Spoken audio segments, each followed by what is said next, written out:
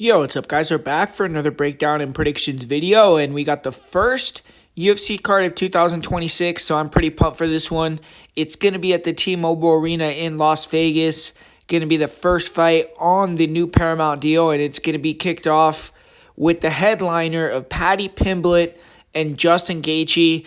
That's going to be for the interim lightweight title, so the winner of this fight is going to get gold strapped around their waist. And we were supposed to have another title fight here with Kayla Harrison taking on Amanda Nunes, but fortunately that fight has fizzled out. So now we're getting Sean O'Malley versus Song Yadong as the co-main event. And there's several great fights throughout the whole card. So make sure to watch throughout the card. I'm going to break down every single fight here, and I'm going to talk about all of them throughout this video. And I'm going to give you guys some free betting tips and going to talk about who wins and why. So hit the like button, put a comment down below if you want access to the bets that I will have for this card and for the events in general this weekend. There's more than just the UFC going on.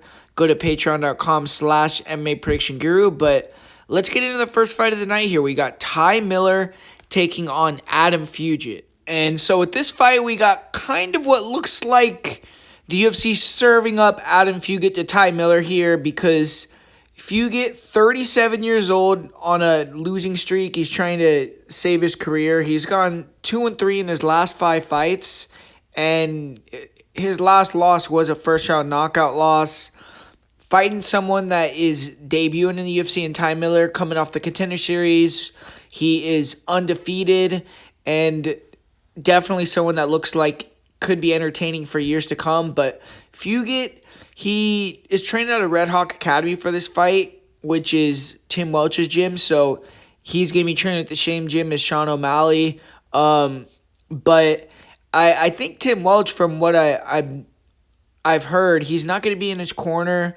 And I'm not too sure exactly if he's had, the best training camp here. But regardless, hopefully he's had a, good enough training camp to get in the cage and get to action. And Ty Miller, he is someone that is looking to have a big year. Obviously, this is going to be his first UFC fight. He's 25 years old and definitely, only 6-0-1, so he doesn't have a lot of fights, but it seems like he can compete with a lot of fighters in the UFC already. But he's a fit NHB guy, so that's the same gym that Tim Means trains out of in New Mexico. He trains at Elevation. He's going to be in pretty good shape in all his fights. And he only fought one time last year, so it's good to see him getting started early in 2026, and hopefully we see him fight more often. But he's a significant favorite. He's minus 400, and he's never fought someone with more than 10 pro fights. So that is something that you have to show respect and can't overlook Fugit, because right now, the best person that he's beaten is 7-2. He does have a win over Eric Nolan, who's in the UFC now, but they were both 1-0 when they fought.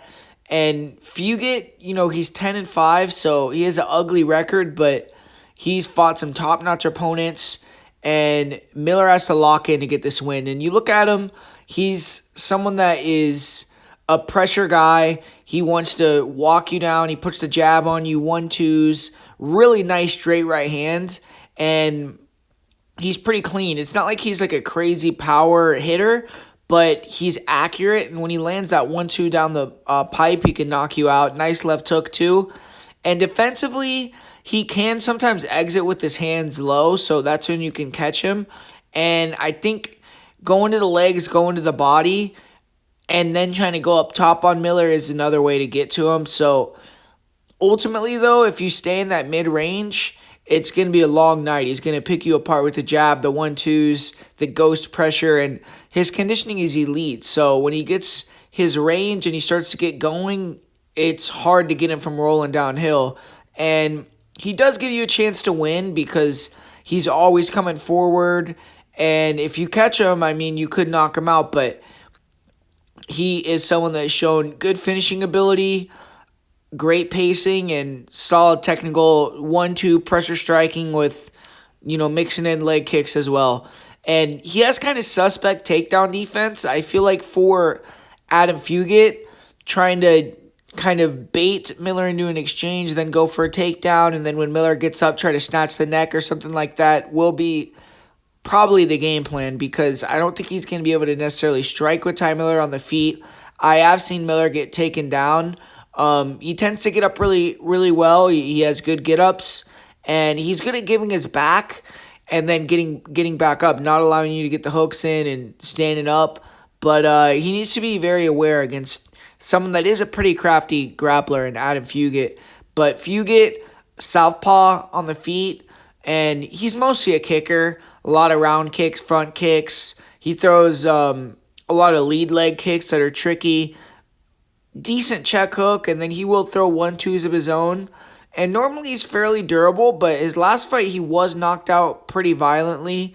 And he was fighting a similar opponent to Ty Miller, but Dulatov is a heavier hitter for sure.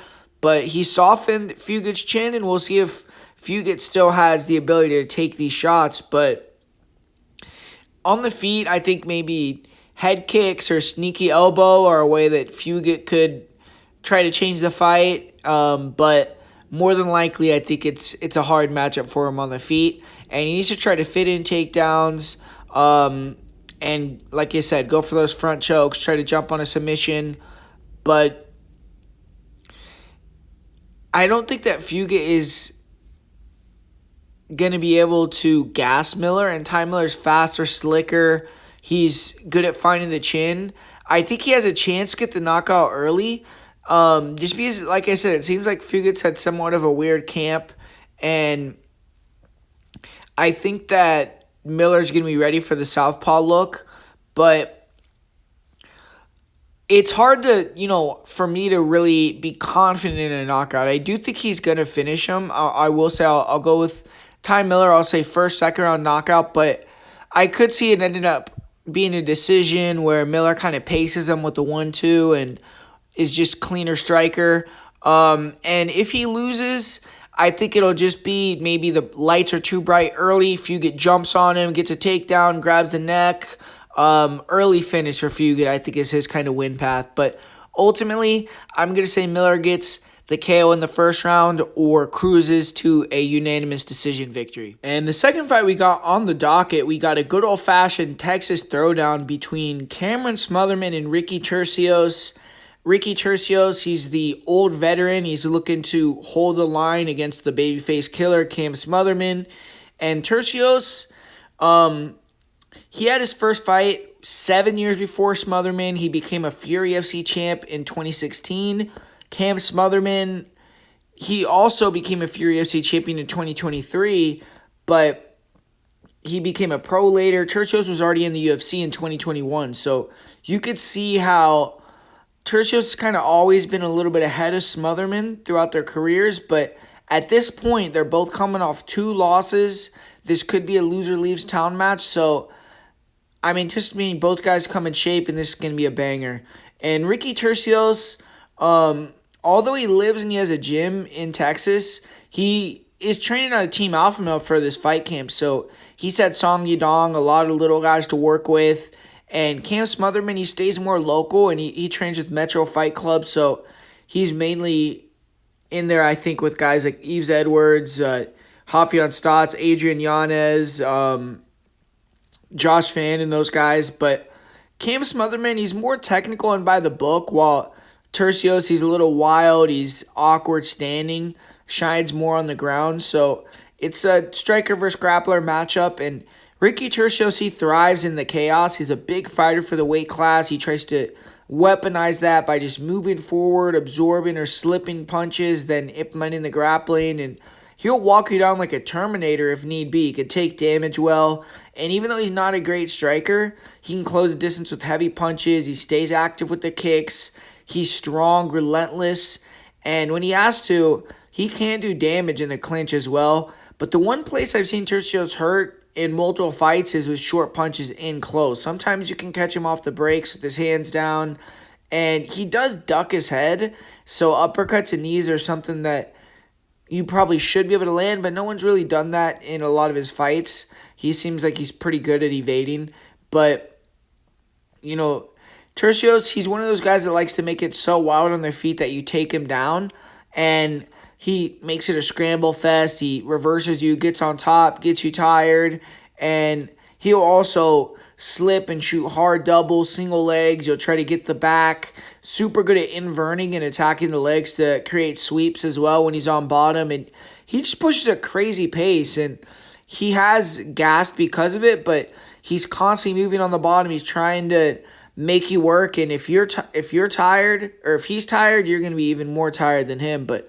on the feet, Turcios, his pace is just insane as well, and he's just constantly throwing something at you, coming forward. For me, the game plan for Turcios is going to be the same thing he always does. Be aggressive early, try to use a lot of kicks, a lot of jabs, big straight punches, mix in the takedowns, and if Turcios can get on top, I think he can get the back, and that's where he could finish the fight.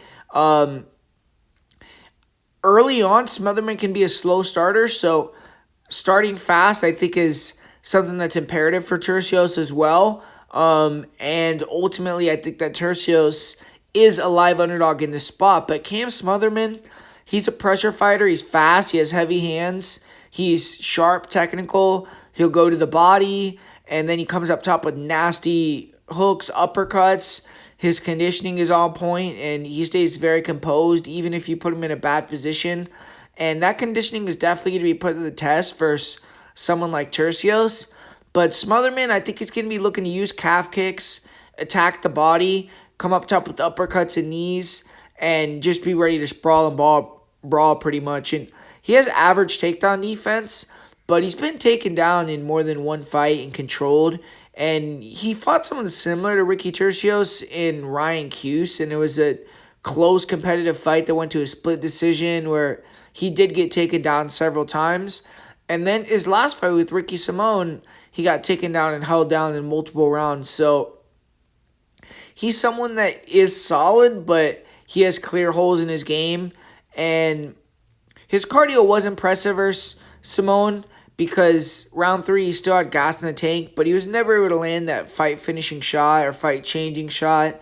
And this is a step down, but it's another guy who's going to be relentless with the wrestling, and he's going to have to show that he can deal with that. So I feel like this should be a pick'em. Smotherman's a fun fighter to watch, but he tends to get in brawls. He tends to start slow. He gets dropped in a lot of his fights. A lot of his fights he's losing, and then he has to get come from behind finishes or come from behind decision wins, and I don't like that from a favorite. Ricky Turcios is going to make this a dogfight. He has an edge in the wrestling and the grappling. On the feet, I think if he can be active and avoid getting hit with the bomb, he will be competitive and maybe even outwork Smotherman. And Smotherman is going to try to slow Ricky down with body punches, leg kicks, and then find the kill shot. But if Turcios can get enough takedowns and back control time, he can get the decision win. And Turcios has proven to be pretty durable. He's only been knocked out once. So I'm going to go with Turcios to win via decision.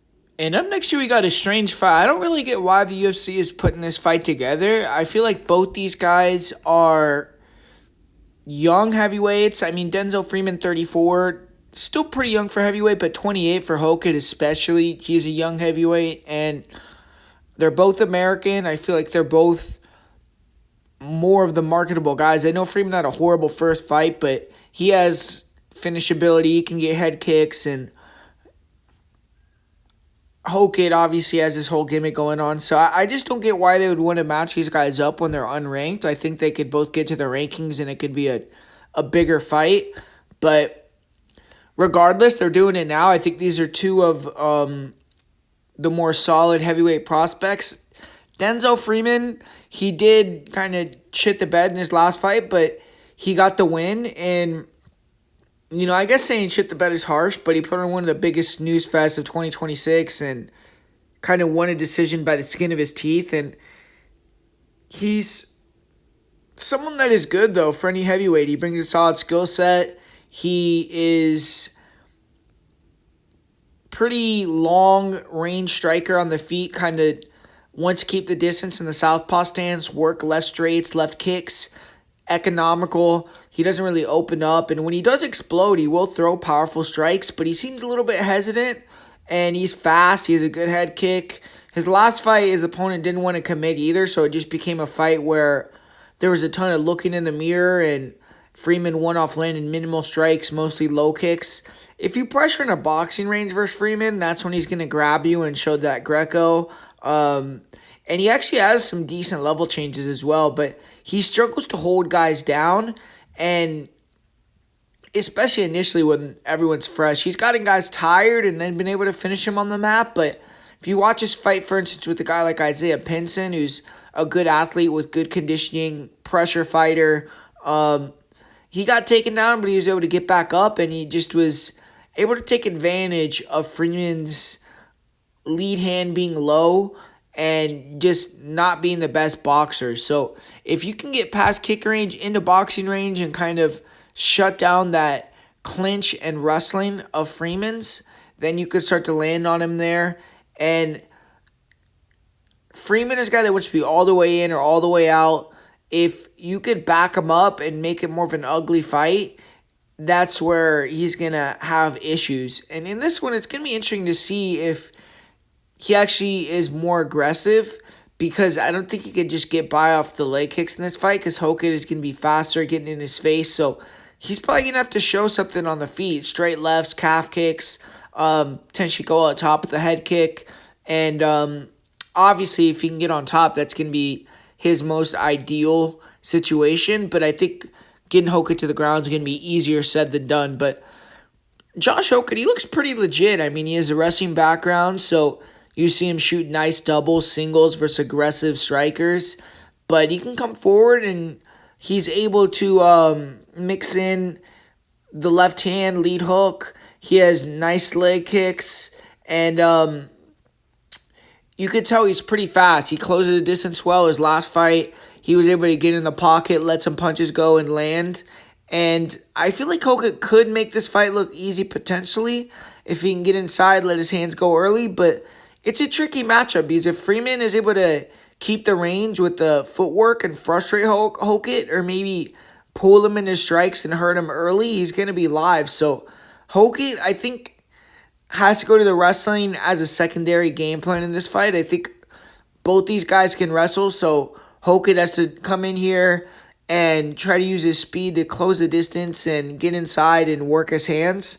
And if he could do that, I'm going to say Hokit wins via first-round knockout. But if this fight gets extended and it starts being kind of like a skill-over-skill fight, it could become very competitive. So this is one where I think it could be lined a little closer, but I'm still going to say Josh Hokit goes out there and gets the victory. And up next here, I'm not going to spend a ton of time breaking this fight down, because I feel like it's a battle of two guys that are peaking at the moment, or maybe not even peaking. They're just on a run, because I don't think you could say Michael Johnson is better than he's ever been.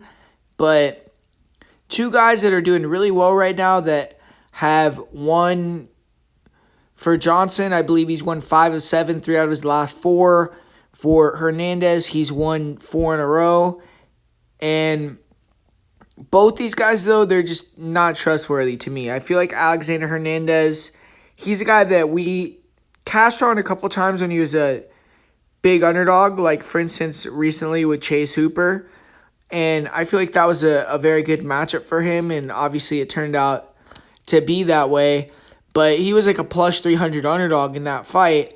When you're seeing him as a favorite, even as a slight favorite, I get why people are going to the table or going to the betting window on Alexander Hernandez, but this is the type of fight where he gets the momentum, people are on his side, and then he drops the ball. But for Michael Johnson, he's 39 years old, and he's just known as well for leaving people hanging after he's kind of gotten some momentum and kind of just having a bad performance. But when you look at how these guys fight, I mean, it's going to be an entertaining fight. I think it is going to potentially produce a finish. It could be a very close decision as well. But, yeah, I mean, Michael Johnson is going to be the pressure fighter walking down Alexander Hernandez. He has the southpaw style. He's going to be looking to throw the 1-2s. He's going to be looking to stick in the pocket and try to get Hernandez to sit down and exchange with him. Hernandez is going to be moving side to side laterally. He's going to be avoiding being in the pocket and getting in a firefight, and he's going to be looking to just land that perfect straight right hand or the perfect check hook and just put Michael Johnson's lights out, or just touch him up for 3 rounds and kind of just avoid getting hit. Hernandez has pretty solid kicks as well, which I think in this fight he's going to come back to and throw a little bit more. But Michael, he's going to be the fighter throwing more volume going forward. So I see him winning the minutes in the fight. It's just if he's going to be winning the match, he's going to get either taken down and put on his back, which I think Hernandez in this fight, he could potentially bring back the wrestling. And if he could put Michael Johnson on his back for 1 round, then he could get him hesitant and then maybe steal another round with just sticking and moving with minimal strikes. Or I think he is the more durable guy, and if he can land that kill shot on Michael Johnson and knock him out like he's been doing recently, he has higher finishing upside in my opinion. So because of those things and the youth advantage, I'm kind of edging it towards Alexander Hernandez, but I feel like the line is accurate. It should be close to a pick'em. I think Michael Johnson, if he doesn't get knocked out, he goes in there and puts the volume on him and walks him down. He could end up breaking Hernandez and kind of forcing Hernandez into a defensive shell where MJ wins a decision or maybe even finishes him down the stretch. So I do think MJ is alive, but I'm going to pick Alexander Hernandez to win via decision. And up next year, this is another fight that I'm having a difficult time predicting. I feel like I have a lot of good reads on the majority of the fights where I have a strong opinion on who I think is going to win, but that last fight, this fight, 2 of my least confident picks on the card. This fight, we got Charles Johnson and Alex Perez. Feel like it's a really weird fight because Charles Johnson, this guy, he's been active. He's been taking out great competition. They've been throwing him to the wolves against, these caucus guys, these up-and-coming stars like Josh Van, like Loner Kavanaugh. I mean, this guy knocked out the champs. So you got to put respect on the name of Charles Johnson. And he's extremely skillful. He's one of the biggest flyweights on the roster. He has amazing conditioning. So he has so many things that you like out of a fighter. But the UFC, I think, clearly does not want this guy near the belt. They're throwing him hard test after hard test, and they're not really letting him progress and move up the rankings that much. Now he's taking on Alex Perez, who is an extremely difficult matchup for Charles Johnson. We've seen Charles Johnson in the UFC lose to Cody Durden, lose to Muhammad Mokaev, even Ode Osborne got takedowns on Charles Johnson to beat him. So they're putting him in there with the premier wrestler in Alex Perez, but a guy that doesn't have any momentum right now, 2 losses in a row. He had a long layoff where he was pulling out of a ton of fights, and it seemed like he rectified that. He went on a short little run where he fought Mokaev, then he signed that fight with Nicolau. He got the Nicolau KO, and then he fought Tatsuro Taira. So he ran 3 fights together in really short period of time.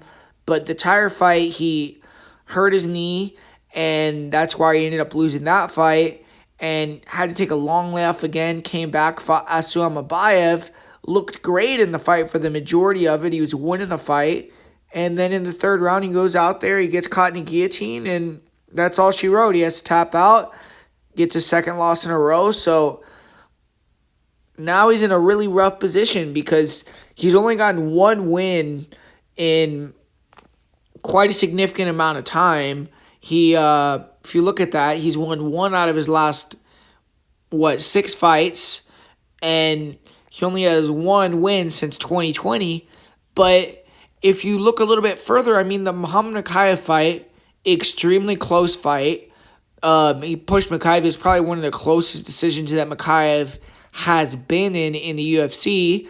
Nicolau, a great fighter, he knocked him out. He fought Tatsuro Taira, who is most likely next in line for the title, and I believe he won the 1st round in all 3 judges' scorecards.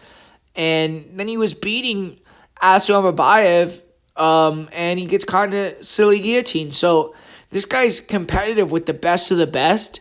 It's just he's one of these habitual bar droppers, man. He goes out there, he's doing great, he's dominating the fight, and then something happens where he gets hurt, he jumps into a submission, and that's it. Or he hurts his knee, or he, something happens. It's like he has a lot of these fights where he kind of just has weird endings to the fight, or kind of like he gets caught in a wild submission out of nowhere type of thing.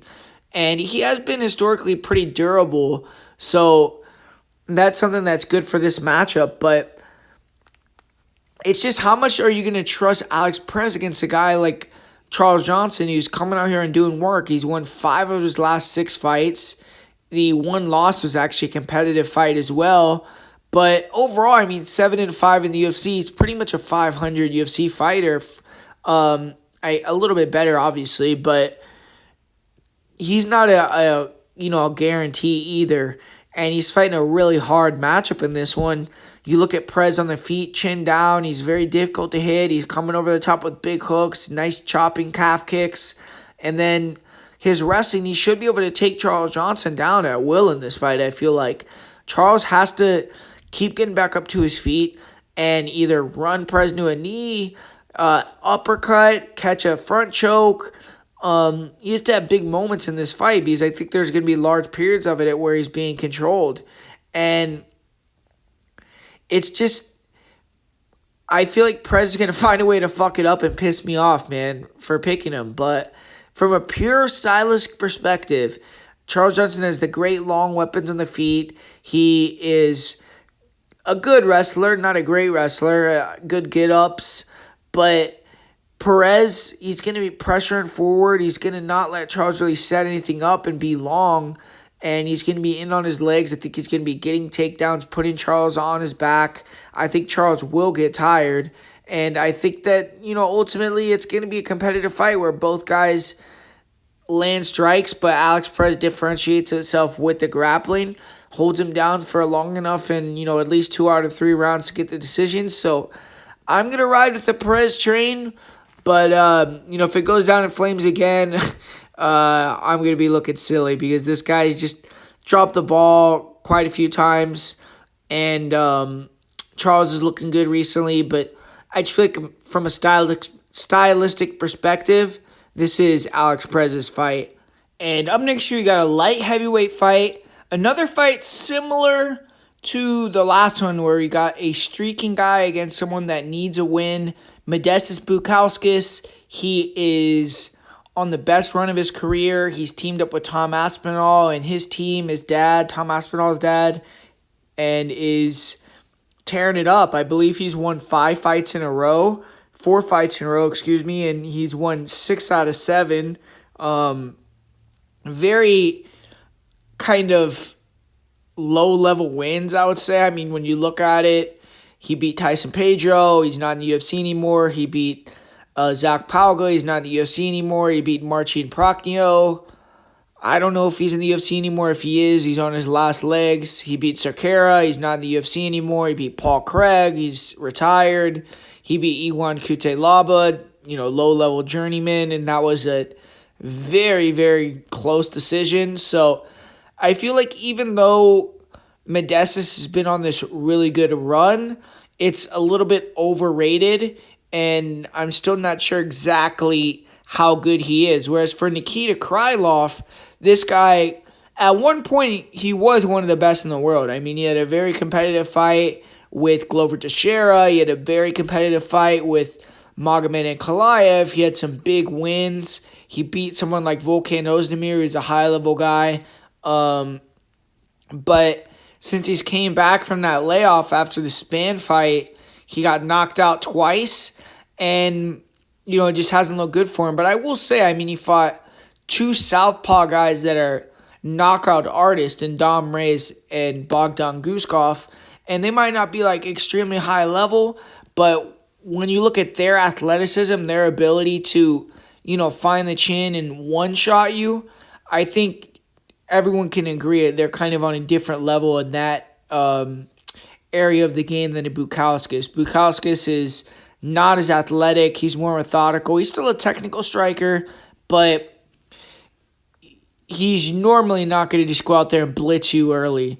You look at Modestas, most of his wins are via decision in the UFC, and he goes out there, he uses his pressure striking, he clinches you. He's kind of just a meat and potatoes kind of basic guy, but he will get wild at times, and that's going to give Krylov openings.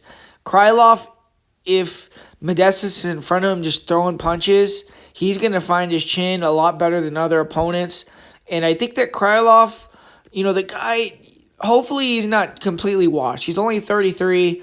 I feel like if he goes out there and blitzes Modestas, makes it a brawl on the feet, even though people are talking about Nikita Krylov's durability, Modestas got knocked out recently by Vitor Petrino, and he just does not have a great chin either in my estimation. So neither of these guys are indestructible. They both could get knocked out. I think they're both kind of chinny. And Krylov, if he gets on top of Modestas, we've never seen Modestas have to deal with someone on top that's aggressive, that's hunting for finishes, that's always trying to create some offense in the grappling. And we don't know how he's going to deal with that either. So I like the buy low spot here on Krylov. And I was a little bit upset with the line, man. I thought that I was going to be a little sneaky with the line, and I was thinking that Krylov would be like a plus 200, but that's not the case. It's pretty much even odds. So I think people are kind of still having some faith in Krylov against this level opponent like I am, and I just think Krylov can go out there and make it a wild fight. I think Modestas is going to oblige him. And if you watch the fight like Modestas versus Prochnio, for instance, he was getting hit a lot, and there was moments where they got really wild and sloppy, and I think in those moments, Krylov could capitalize and maybe finish Modestas. So give me Krylov first, second round, KO, TKO, or submission. I'm going to go with the veteran. And up next here, we got Andrey Pulyaev. He's taking on Ateba Gautier. And I like what the UFC is doing here with Gautier. They're building him up slow here, give him another fighter that he should run through in Pulyaev. And Gautier, this guy looks special, man. I mean, he looks extremely technical, calm, composed. And then he has the athleticism and power to truly back it up on top of the frame that he has. I mean, on the feet, I think he's one of the most dangerous guys in the division already.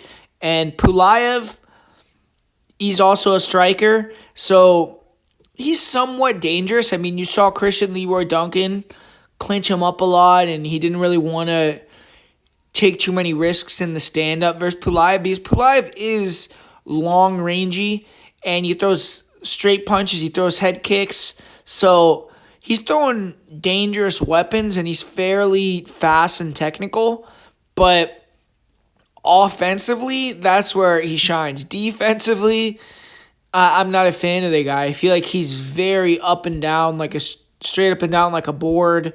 His head doesn't move. He's someone that is pretty hittable. You look at, he absorbs more strikes per minute than he lands. And, I mean, that's a little bit, he's only had 2 fights, so it's hard to read too much into that. But ultimately, I mean, if you're getting hit with any strikes whatsoever against someone like Gautier, you're going to feel him. His last fight with Tristan Vines, that was kind of a joke. But even the Robert Valentin fight, I mean, he hurt the guy with the first strike that he threw. And I don't see a takedown threat from Pulyaev. I feel like Pulyaev maybe in the first couple minutes could, give Gautier some pause just because of his length and the southpaw long weapons. But the first real strike that connects for Gautier probably will hurt Pulyaev, and I think he's going to be able to pour it on and get him out of there. First round stoppage.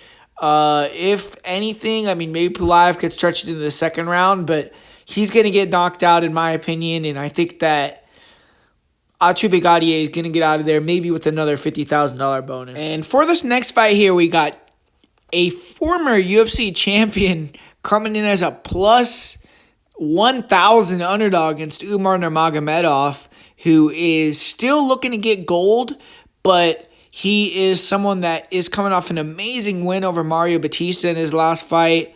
And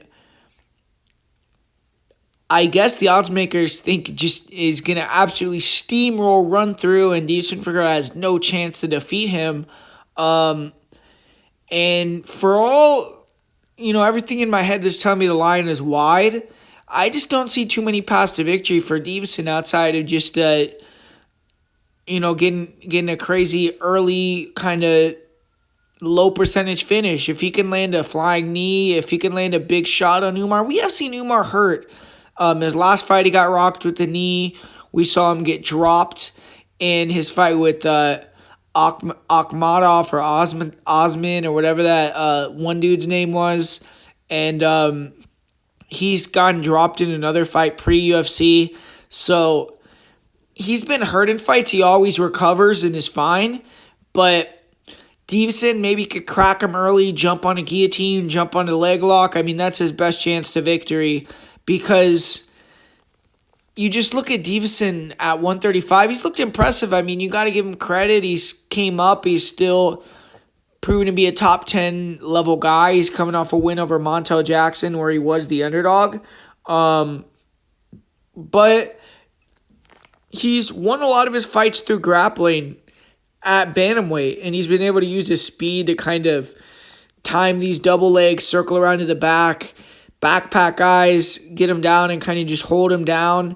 But when he hasn't had that ability at 135, he struggled. When he fought, for instance, Corey Sandhagen, he got taken down himself, and you could see him. He was going for leg locks, and he was kind of quitting in the first round, and then he got the injury in the second. Maybe he came into that fight compromised, who knows? But that fight, he couldn't get his grappling going. He took the loss. You look at the fight with Ralph Fon, he got several takedowns. He got the submission versus Cody Garbrandt, Chito Vera, several takedowns. Montel Jackson, several takedowns. He's not knocking guys out. He's not hurting them at 135 as much as he did at the lighter weight. And he's having to rely on timing these takedowns and getting the control to win decisions. With Umar, if he goes for a takedown, he's going to get reversed, put on his back. If Umar goes to take down Deiveson, he's going to be able to get it pretty easily, in my opinion. And on the feet, I favor Umar as well. I think he is the more dynamic striker, and he is someone that is more durable. So Umar just checks all the boxes here, and he's most likely going to get the win. I think it will be a decision. He could potentially finish, but he has a lot of decision wins. I mean, you look at Umar's record. He only has, 3 finishes in his UFC career. He has quite a few fights that have went the distance, even with guys that you might not necessarily say are like elite level, like Almakin and Nate Maness. So I think that ultimately there is an opportunity for this fight to go the distance, but the line is super wide. I mean, I don't know if you could really do anything outside of bet Umar by decision if you like that, or maybe if you like him to win via sub on the ground or something. However method you think Umar is going to get the job done, I mean, I think that's the better bet than the money line, obviously. But if you think Deiveson is a live underdog, then this is a great chance to put some money on him at a price you'll never see him ever again. But I think Umar is going to go out there and get the victory. And this next fight, man, amazing matchup between Arnold Allen and Gene Silva. These are two guys that Arnold Allen, especially, at one point you could have argued that he deserved a title shot. He had won like 9 fights in a row before the Max Holloway fight. And since then, he's kind of lost a lot of his momentum because he took the loss to Holloway, he took the loss to Movsar Evloev, came back, and he did get a win over Giga Chikadze, but that was July of 2024. So it's been well over a year since the last time he fought. And the win over Giga wasn't necessarily like extremely impressive. He looked, decent, but it wasn't a dominating win that you would have hoped if you were really looking for Arnold, to get back into that title talk. But now, if he gets this win over Gene Silva, even though Gene Silva is coming off the loss to Diego Lopez, man, this guy has gone out there, had some awesome performances, some great knockouts, and beating him is going to put you near the top of the weight division. And for Gene Silva, I mean, the guy just needs to get back in the win column. He was right there versus Diego Lopez. Obviously, Diego is fighting for the belt now. And when they fought, Gene Silva, he was able to hurt Diego. He was able to land on Diego early and often, but Diego was just able to take it, and Gene Silva got a little bit too overzealous, ran into that elbow and got finished. So he's going to have hopefully learned from that, and hopefully he can use that in his next few fights to not get wild when he has his opponent hurt. Stay technical, stay calm, and find that kill shot. But with Arnold Allen, he's going to get the striking fight that he wants. Arnold Allen, he is a long and rangy guy. He walks you down. He is very fit, strong for the weight class. He has good defense, nice high guard.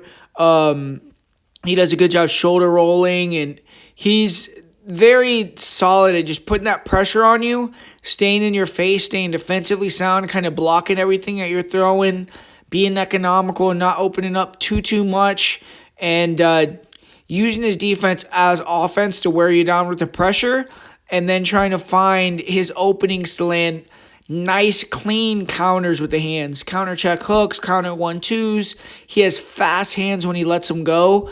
And when he blitzes in, he can really put some heat on his punches and sit down on them. He can hurt you. And he's gotten some decent wins via knockout. Even though most of his wins are decision, we saw him when he went to war with Dan Hooker, for instance, and was able to get him out of there. But Allen, he's not super, aggressive with the offense. He, like I said, he's more defense-oriented, and when he throws, he wants to find the perfect, clean shots where he could kind of really show the judges that he's hurting you, or he's touching you really effectively, and he's making you miss, and he's pressuring you. And he has great cardio, but if you can land kicks, he's gotten hit with leg kicks, body kicks. He got hit with a lot of straight shots versus Holloway. And if you're kind of dynamic, you can use your movement. You can kind of pull Allen into strikes and walk him around the octagon. Then that's how you have to beat him, along with taking him down. But Gene Silva, I think he has that ability. I feel like he has the ability to stay sharp, use footwork, use kicks. I think he can land that body kick early and often. I think he can land that check hook over the top on the southpaw. And I feel like he is just going to be too sharp, and he's going to be able to use his feet to be the more dynamic mover and open up offense for him, whereas Allen is going to be plotting in the range, trying to use his defense as offense. And as long as Silva stays sharp, stays fast, stays explosive, I think he could land and be out of there before Allen can land those counters. And Silva, I feel like, could mix in some takedowns potentially. So I just think Gene Silva has to bounce back here. He has to have a sharp technical performance, and I think that he can do that. I know Arnold Allen is a high-level fighter. He's a great striker, but I just think Gene Silva has more weapons, a little bit more explosive, powerful, and I think he's going to be more dynamic with his footwork and overall offense. I think he's going to mix more kicks, and I'm going to go with Gene Silva. And second fight on the main card, we got another former champion with Rose Namajunas, and she's going to be challenging Natalia Silva. And originally, Rose was anticipating a Legends fight. She was going to fight another champ, Alexa Grasso. But Grasso pulled out in early December, so both these girls, her and Natalia Silva, have known about this fight for a while. But you have to appreciate a veteran like Rose accepting a matchup like this. It proves she still wants to chase the belt at 125. She's 3-1 in her last 4. She's coming off of a win, and she's been told that if she wins this fight, she's going to get a title shot. So you have to imagine the same will be given to Natalia Silva, who's won 13 fights in a row. She's off to a 7-0 start in the UFC, and she's looking to win against a former UFC champion for the third consecutive time. She beat Jessica Andrade and Alexa Grasso in her last 2 fights, and the only issue for Silva has been staying active. She only fought once in 2025. I think that she's kind of stuck in that kind of no man's zone where she wants to fight for the belt, and the division's being kind of held up with the super fight with Wei Li, so that's why she only fought once. But she needs to be a little bit more active this year, and hopefully she will be. But, when everyone's writing the obituary for Rose Namajunas entering a fight, that's usually when she's in her comfort zone. She thrives when she's being overlooked, not given a chance, and she spent some time working with the 2024 Olympic bronze medalist in Taekwondo this camp to get ready for the kicks, the movement of Silva. She seems very motivated. For Natalia, she's obviously still young, chasing her goal of being the champion, so you're not going to question her hunger. The one thing for Silva has to be careful, or she has to be careful with, is hearing the noise. A lot of people are probably in her ear and saying this is an easy fight. Once you beat Rose, you're getting the belt, and she can't afford to overlook one of the most dangerous female fighters of all time. But, the most success fighters have had versus Silva in the UFC so far is when they put her on the cage, walking through the fire. Viviane Araújo, she stayed sharp defensively. She walked Silva down in round 1. You could tell Silva was kind of nervous. She was off with her distance, and Viviane was able to control her. I thought she won the first round, just kind of clinching her up against the fence. In round 2, Vivi had some control time, but she didn't do enough damage, and Natalia really opened up. Third round, kind of the same thing. So if you can get past the kicking range, Silva is pretty dangerous with the hands, but in boxing range is where she's a little bit more hittable, and she's constantly darting side to side, in and out with the blitzes. It's really hard to cut her off, but if Rose could pressure and use kicks to line Silva up and then put the punches on her, I think that's a way that she can get to her on the feet. And I think for Rose, she's going to have to start by establishing her jab. Alexa had a lot of success double jabbing, even though she was being countered sometimes with the check hook. If Rose can add onto that double jab with another strike or two, kicks to cut the cage off, more hands, I think she has a chance. Another thing I'll say about this matchup is we've never seen Natalia Silva in there with someone who's a dynamic mover. If you look at her wins in the UFC, Jasmine Judavicius, Teresa Bleda, Victoria Leonardo, Andrea Lee, Araújo, Jessica Andrade, Alexa Grasso. I mean, literally all these fighters are known as pressure fighters who go forward and backwards. Rose is much more dynamic, cuts angles side to side, more athletic. So it's something that Natalia hasn't seen in the UFC. Natalia just has to keep the same game plan, though. If she's on her lateral movement, kicking, blitzing, she's going to be landing and throwing more, in my opinion. And Rose is going to try to sneak in counters. And if she can cut the cage off, she has a chance to land a big kick. But in the middle, if they're playing the footwork game, Silva is going to win that. Rose could grapple and probably would be better on the ground, but I think she's going to have difficulty getting it there.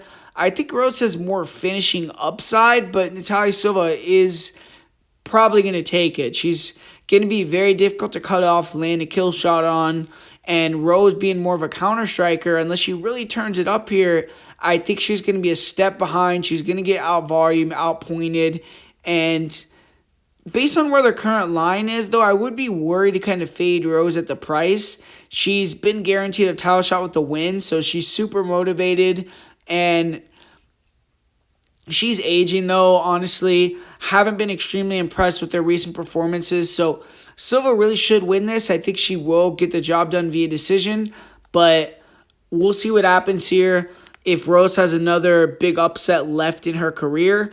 But I'm going to go with Natalia Silva. And in the feature fight, we got a heavyweight fight between Derrick Lewis and Waldo Cortes-Acosta.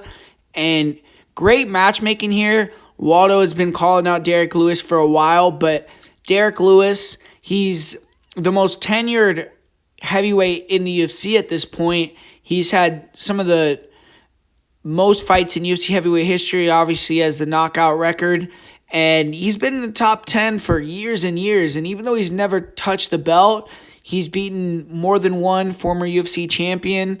And he's looking for one final run for the title. And if he wins this fight, they might very well put him in a title fight for his next bout. I mean, he's the more popular than he's ever been at this moment.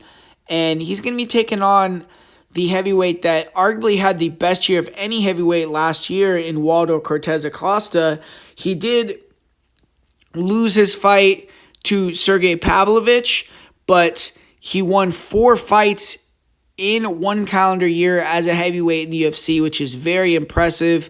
He ended the year with 2 great knockouts, and he had 3 knockouts in his 4 appearances in 2025. So if he can go out here, beat someone like Derrick Lewis, that's going to be the name on his record that is going to put him into the title picture. He had a chance to get there a little bit earlier in the Pavlovich fight, came up short, so this is his second opportunity to do that.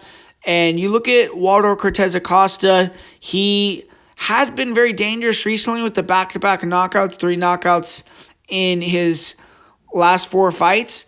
But earlier on, he did have his fair share of decisions, and he was a higher volume guy, a guy that would kind of move around, touch you with the jab, touch you with the leg kicks, kind of just try to throw the right hand sparingly, and really point you up, move around, and be a mobile, athletic heavyweight. And he'll also kind of back up and try to pull you into his right hand and knock you out. And recently, he's relied a lot more on that. He's just been kind of sitting in the pocket or putting his back on the fence and then trying to explode into the right hand.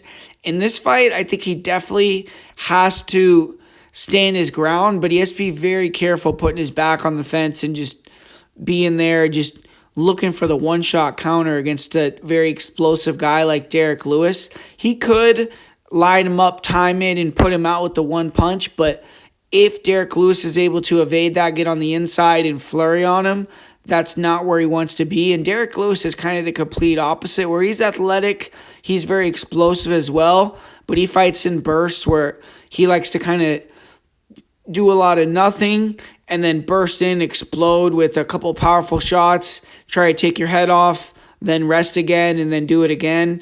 And I feel like this fight, though, could really go either way, honestly. I know a lot of people are very heavy on Waldo getting the victory here, but I just personally feel like there's going to be no real wrestling. I don't see any takedowns from Waldo. I've seen some people kind of say that they think he could maybe get it to the ground, but I just personally don't envision that happening. And I think Derrick Lewis is looking better than he's ever been recently. He looked really good in his last couple fights. He could explode on Waldo early, force him into a firefight, and knock him out. I think Waldo is going to be a little bit too confident in his KO power after his last 2 fights. And I'm going to go with Derrick Lewis to get another first-round knockout. I don't really have a technical breakdown for this one, but just something is telling me that Derrick Lewis is going to get this job done. So, going to pick him here and side with Derrick Lewis, first-round KO. And here we go, man. This is a fight I'm really looking forward to with Sean O'Malley taking on Song Yadong. And Sean O'Malley, man, I mean, this is put up or shut up for him here. He has to win this fight. A loss here, and I don't really know where he goes in his career at that point. He'd have 3 losses in a row. Right now, it doesn't look that bad because he's only lost to Merab, and obviously he has the Cheeto loss, but he avenged that one, and the first one was, not a super, it was a legit loss, but he looked levels above Cheeto in the rematch, and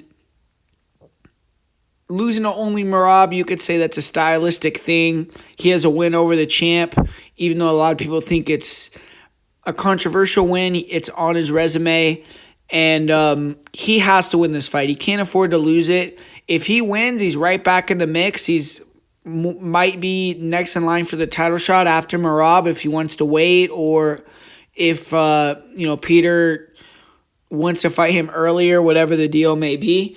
But if he loses, it's like he's not even close to a title shot. He's probably going to win 2 or 3 fights in a row to build back up. Is the UFC still going to have a ton of stock in the O'Malley train at that point? This is a career-defining fight for him, whether it's going to go one way or the other. He's also 31, so it's not like he is still extremely young for bantamweight. But Song Yadong, he's been a guy where it's like he's looked amazing in a lot of fights. He's gone out there and he just dominated Henry Cejudo. He's had some other great victories. But whenever the UFC tries to get him a win against someone in a step up of competition higher in the rankings than him, he tends to drop the ball and take the loss. So he needs to get over that hump in this one, beat someone that is above him in the rankings, and kind of move into that title picture, because he's 12-3 in the UFC. That's a tremendous record, but he's never really been someone that's been right there in the title talks, because he had the chances to get there against Corey Sandhagen and Petr Yan, and he lost both those fights. And while he has some impressive wins, none of his other wins, at the time when he fought those guys were warranting, title shot consideration off beating a guy like that. So beating Sean O'Malley, having 2 wins in a row off of former champions, that's what gets you in the mix to get a title shot. So huge pivotal fight for Song Yadong. And the one advantage that Song Yadong has is he's coming off a win. He's coming off of 3 out of 4 wins. And you don't know exactly where Sean O'Malley's head is at. Hopefully he's still very confident. Hopefully he's still believing that he could regain the belt and he's the best in the world at that weight class. But he just got finished. He had another fight where it wasn't a super dominant loss, but it was a clear loss when he lost his belt to Merab the first time, and he hasn't won in a while. So if Song Yadong could take advantage of some demons inside of Sean O'Malley's head in this fight, then hey, do whatever you got to do to get the win and take every advantage you can. But I think that this is a tough matchup for Song Yadong just on paper. You look at Song Yadong, the guy is really extremely fast. He's a great counter puncher. Nasty counter left hook, counter 1-2s, nice kicks, extremely fast with his hands when you're coming in and kind of catch you and time you really well. But with his feet, he's a little bit of a plotter, and he's done really well against shorter guys that have to come to him or that are more like pressure fighters. And he snipes them and he can catch them. He can defend their takedowns. He's a really good anti-grappler. And he just beats you up, and he is very explosive. And once you start to, feel that damage from his counters, he can walk you down and you're not going to be as mobile and dynamic, and he could put that power on you and really start to, accumulate damage. But against taller opponents, like you look at his fight with Kyler Phillips, with Corey Sandhagen, even his fight with Petr Yan is not necessarily a taller guy, but someone that is very good with footwork and can control distance. Song's a little flat-footed. He struggles with mobility. He's a plotter. Sean is going to be able to move around on the outside. He's going to be able to touch him with the jab, put multiple jabs in his face, put the 2 in his face, spin kicks, leg kicks. I think he's going to be able to throw the whole gambit out at Song Yadong, and he's going to be throwing and landing way more. I think that he's going to be having a field day in terms of the offense that he's able to land and put out there, but he just has to be weary of Song catching his kicks for one and putting him on his back. I think that Sean will be able to get up if that happens, but if it starts to happen a little bit too much, it could make Sean hesitant to let go with his offense, and he just can't get countered with heavy strikes that hurt him and, give Song confidence to pressure and then get the fight going in Song's direction. But if he's able to stay smart on the outside, just piece this guy up, don't look for the knockout, but just touch him up, use your long weapons, I think that he's going to be able to outstrike him all day. I don't think Song's necessarily going to get takedowns. I mean, maybe he could, like I said, catch some kicks if O'Malley throws some lazy kicks out there and put him on his back. But besides that, I think it's going to be more of a stand-up fight. I think Sean's going to be able to control the distance and throw more output. And I think as the fight goes on, we're going to see Song Yadong get tired, and we're going to see Sean O'Malley separate himself. So I'm going to go with the former champ Sean O'Malley to get back in the win column, get the job done. Sugar Show to get back on track. But if he can't get out of his head and he has another bad performance, man, it's going to be a rough loss for him. But hopefully he goes out there, he puts his full arsenal on display, and I'm going to say Sugar Show wins via decision.